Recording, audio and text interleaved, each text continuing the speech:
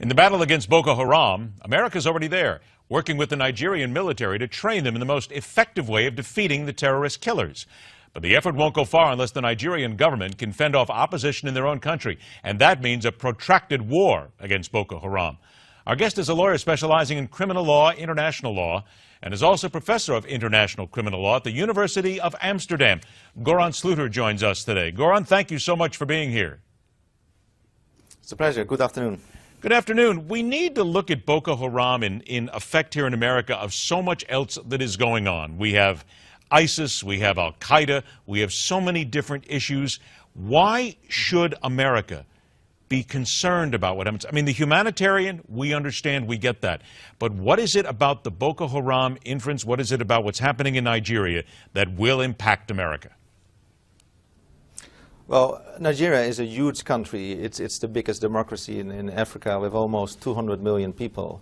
If it's getting destabilized, it will have consequences for U.S. interests. Also economically, there's a lot of oil in the south. So it is in everybody's interest that Nigeria keeps stable. It's not only Boko Haram that is an issue, but it's also about the elections. And one of the candidates at the elections, General Buhari, he is suspected of having committed crimes against humanity, and that's an issue. I'm representing clients from Nigeria, and we have submitted last week a criminal complaint to the International Criminal Court regarding this presidential candidate's behavior. When we I talk think about many of these issues are not known in Europe or in the United States. Well, you're right, it's all a matter of degree, but in this case there's clear and consistent evidence that during the last elections in 2011, this candidate incited to violence against the supporters of the other candidates during these elections, and this has resulted in 800 persons being killed and 65,000 persons being displaced. And even according to African standards, in the African context, these are massive crimes, and this person should be held accountable for these crimes.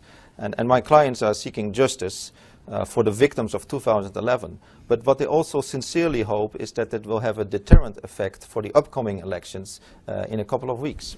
How horrible are the atrocities in Nigeria on a day-to-day basis with these different governments?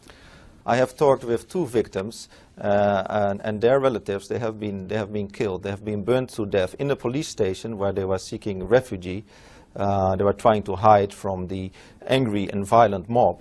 So they are now looking forward to take the case at the international level and to seek justice with the International Criminal Court in The Hague. And we have in the complaint about 70 pages. We are fully transparent. The complaint is available on my law firm's website. We have set out in detail the evidence of this candidate, General Buhari, who has incited in speeches to commit horrible crimes against his opponent's supporters. He wanted to win the election at all costs.